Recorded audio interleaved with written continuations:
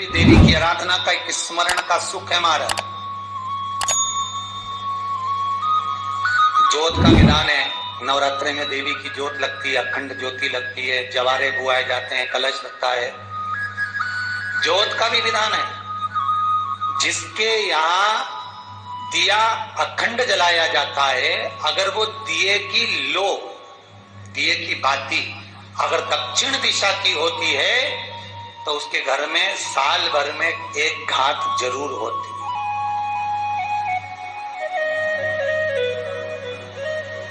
जो दिया अखंड जलता है उसकी बाती का मुख दक्षिण का नहीं होना चाहिए।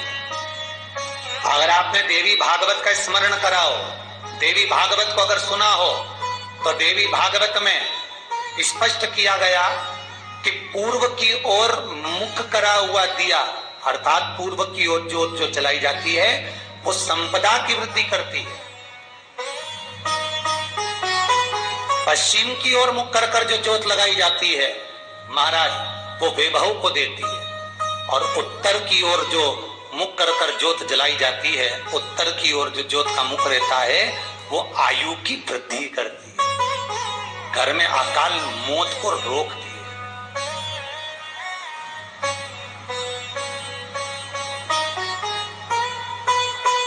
नवरात्रि का जो भाव तत्व है उसको भी अच्छे से समझ लेना। दक्षिण की ओर ज्योत ना लगाए, अगर आपको लगाना है पूरब की लगाए, पश्चिम की लगाए या उत्तर की लगाए। और जितने दिन महारानी जगदम्बा जगतधात्री दुर्गा भवानी, अब की बार माताजी घोड़े पर आई है, हर बार देवी बदल बदल के आती है, इस बार जो नवरात्रे आए वो घोड़े के आए।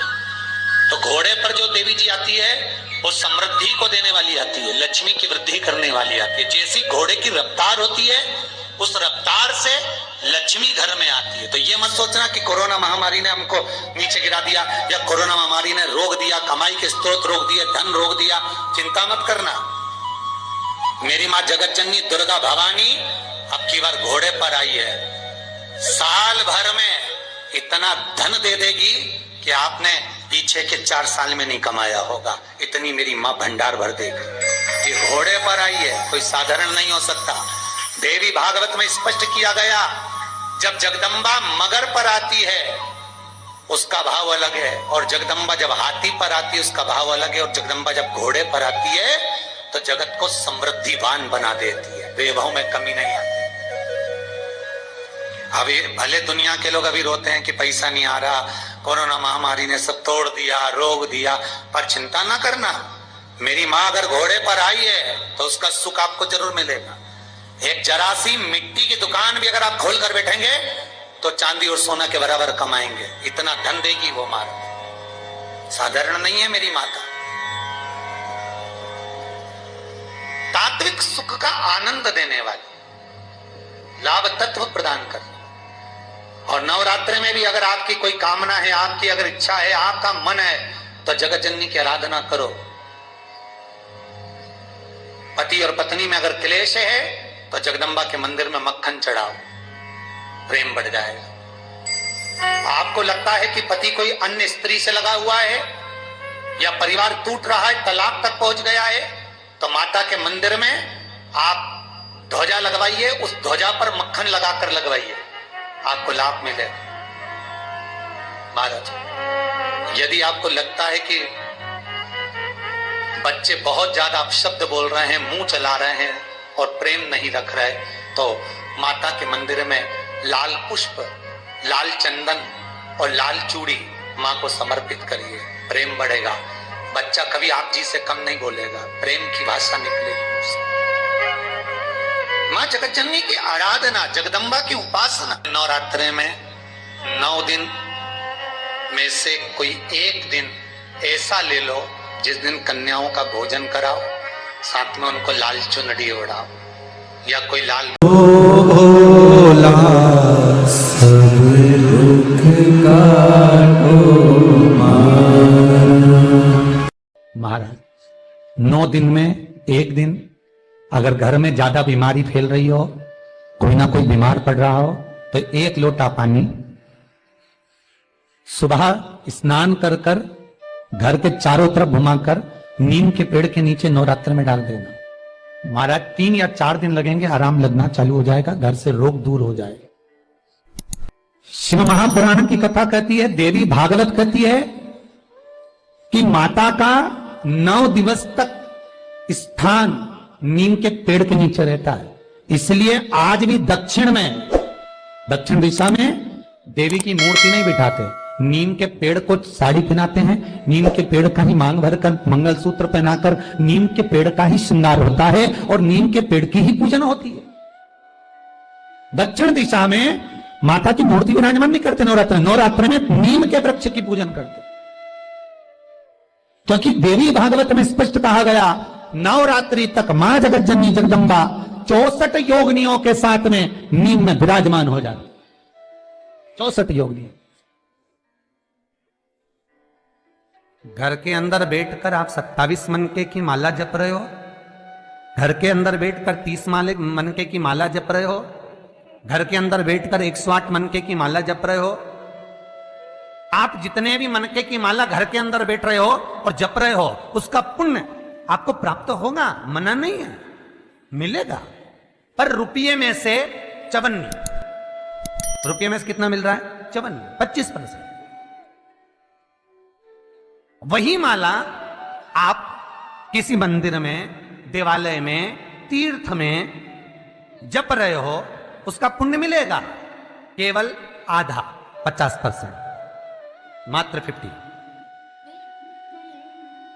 महाराज वही माला आप यदि पीपल, आंवला, समी, बेलपत्र, इन वृक्ष के नीचे अगर आप एक माला को लेकर बैठे हो और बिना आसन के, समी के वृक्ष के नीचे आप कोई मंत्र जप रहे हो, कोई बेलपत्री के पेड़ के नीचे मंत्र जप रहे हो, कोई आंवले के पेड़ के नीचे मंत्र जप रहे हो, किसी पीपल के वृक्ष के नीचे मंत्र जप रहे हो, तो वहां आसन लगाने की जरूरत नहीं होती। बिना आसन के अगर आपने एक माला का एक मन का भी अगर जपा है, शिव महापुराण कहती है, विष्णु पुराण कहती है कि 100% पुण्य आपके खाते में उस मंत्र का फल प्रदान कर देता है। उस मंत्र का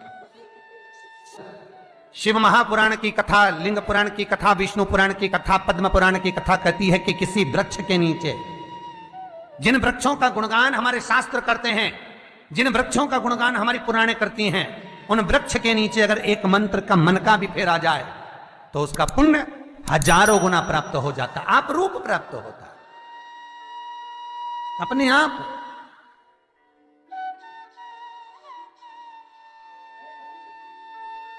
आप जिस पुण्य को करना चाह रहे, मेरा बहुत निवेदन है महाराज, बहुत प्रयास करा करो, प्रयास करना। अगर हाथ के मनके की माला भी नहीं हो और किसी पीपल के पेड़ के नीचे 15 मिनट बैठने का मौका मिल गया, आंवले के वृक्ष के नीचे 5 मिनट बैठने का मौका मिल गया, किसी आंवले के वृक्ष के नीचे आप 5 मिनट बैठे हो, ओम नमो नारायण का मंत्र का स्मरण कर लो, ओम नमो भगवते वासुदेवाय का जाप कर लो, बस उसका फल 4 गुना, हजारों गुना प्राप्त हो जाता है। शमी के पेड़ के नीचे बैठे हो, श्री शिवाय नमस्तुभ्यम का जाप करिए, 4 गुना फल मिलेगा, 1000 गुना फल। बेलपत्री के पेड़ के नीचे गए हो, ओम नमः शिवाय ओम का जाप करिए, फल मिलेगा। उस फल को हमें पाना है। शिव जी का पहला पार्वती के साथ अवतारे काल और काली, महाकाल और महाकाली, पहला होता। और द्वार पर चप्पल पड़ी होने के कारणवश वो लौट कर चली जाती है। बहुत ध्यान दीजिएगा महाराज, थोड़ा सा आपको बुरा लगेगा, लग जाएगा, और शिव पुराण है, जीवन संवार देगी तो अच्छी बात है, जीवन संवार दे तो अच्छी बात। मंदिर के द्वार पर हम जब चप्पल छोड़ते हैं, जिस मंदिर की चौखट पर चप्पल छोड़ी है, आप जितनी देर आराधना में लगे रहते हैं, उतनी देर तक आपकी चप्पल पर जितने लोग लांग कर जाते हैं, जितने लोग लांग कर प्रवेश करते हैं, उसका भी दुख आपके भाग्य में आता चले जाता है। ध्यान दीजिएगा जरा, चप्पल का भविष्य पुराण में पढ़िएगा कभी कि पादुका का महत्व क्या है, पादुका किस ओर उतारना चाहिए, पादुका को